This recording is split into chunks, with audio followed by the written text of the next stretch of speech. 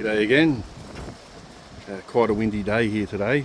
I'll have to try and talk a little bit louder than I normally do, but a bit of mixed emotions today. Got a sad happening and a good one. So this is the Ben Hur pomegranate, and finally started to set decent sized fruit.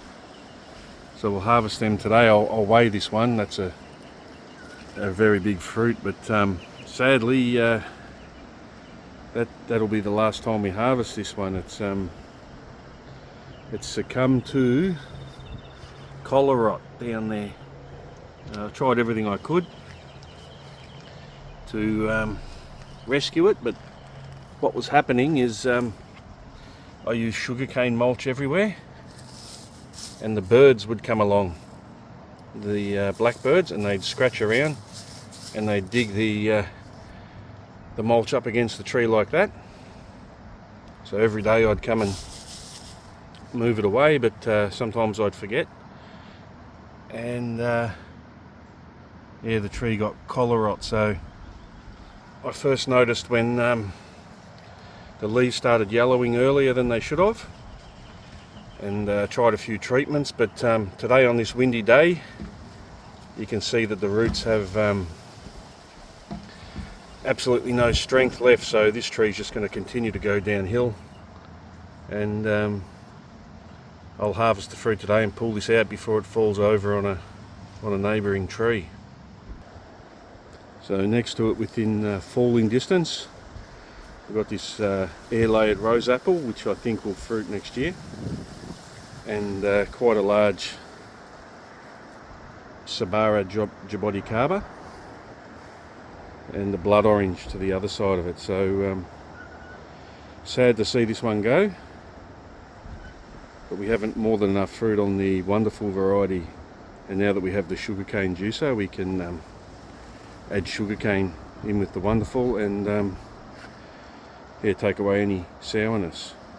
But this tree here, which is the Rhinocae white sapote, it's quite advanced. It's already had some small fruit on it. That was originally going to go into this wine barrel that Ryan from Temperate Tropical Down Under kindly gave to me a while back. So that plan's changed now, and this white sapote, which is pretty good shape for up against the fence, that will now go into the position of this wonderful this Ben Hur pomegranate. So to be honest, it's probably a better tree to put there, because being evergreen, it'll create a nice winter microclimate for the surrounding trees, and also in summertime provide shade to our cars, which we park on the other side of that fence. So on the other side of the front yard, you can see the wonderful variety provides more than enough, and it's quite a young tree, so it's only going to get more and more prolific as it gets older, and the fruit is quite large, so no complaints with that.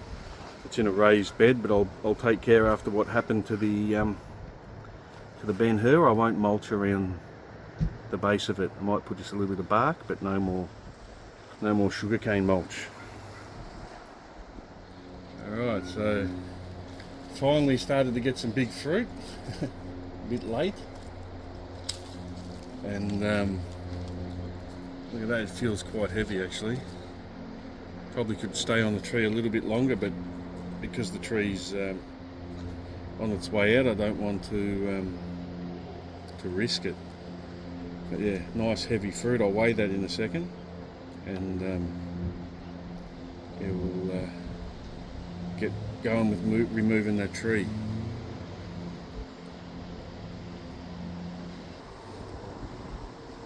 I'll give this one a quick weigh. Like I said, probably could have gone a bit longer on the tree if the tree was healthy, but what have we got there? 620 to 620 grams. So they do get a lot bigger than that, but that's still a good fruit. And yeah, just a shame about that tree.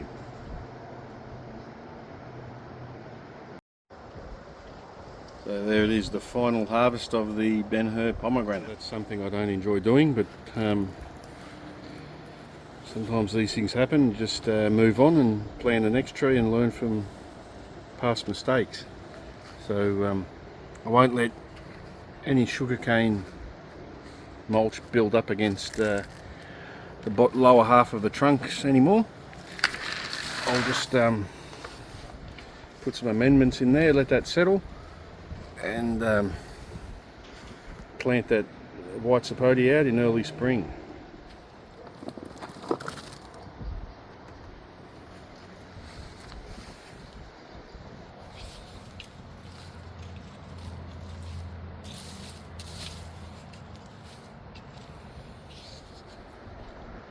So there we go. One bit of bad news, and a bit of good news. We'll put this in the ground early spring, and I'm sure that's going to really take off in that spot.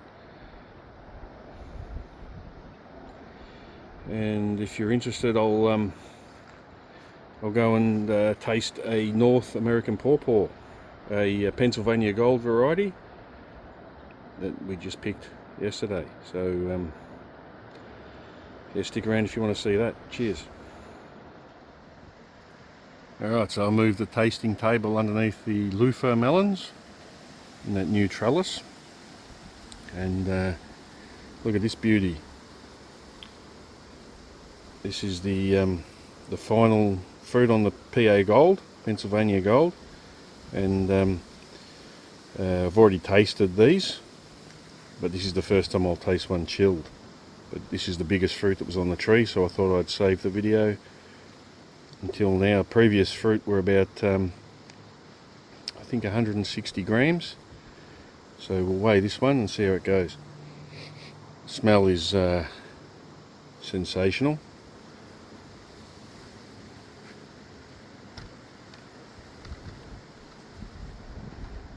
Alright, so 186 grams, and it's probably lost a little bit of weight when it was picked, or something wrong with the scales there, so it might be about 190 grams, and very plump, and it's been sitting on the counter for a day, and then we put it in the fridge last night, so we'll taste that one. Actually, just before we cut it, I'll just compare it to this unique Feijoa with its first fruits. So those fruits look like they're going to be over 160 grams. Still got a month or so to go before they ripen. Yeah, and that's its first fruit, so who knows how big those fruits will get when the tree gets a little bit stronger.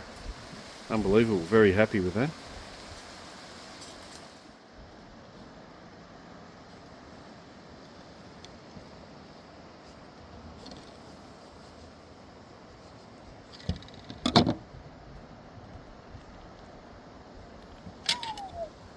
Look at that. Perfectly cut. Didn't damage a single seed, so if they germinate, I'll give them away. But, here we go. I'll just I'll get one of them spoons and give it a bit of a test. Alright, I'll try and get a nice big spoonful. This is still chilled, and look at that. Right, here we go.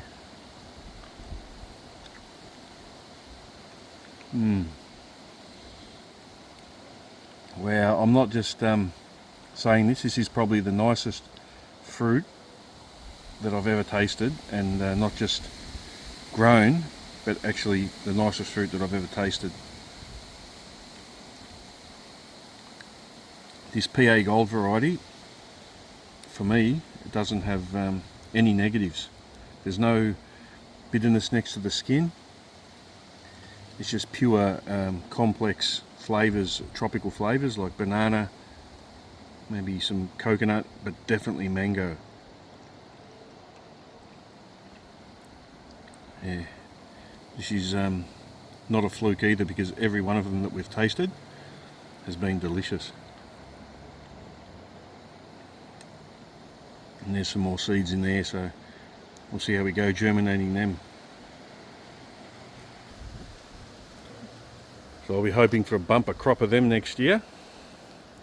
That's the Lewis variety on that side and the Pennsylvania Gold on that side. And just above them we've got our first 10-hand rack of bananas. So might even get to 11, but I'm pretty sure it's going to be 10. And it looks pretty funny where you've got a cold climate fruit with bananas hanging over it. So that's it for this video. Thanks for watching, and can't wait till next season, get more of these North American pawpaws. I think the biggest problem I'm going to have with this fruit is getting to eat it before other people eat it, which is fantastic to see. See you on the next one.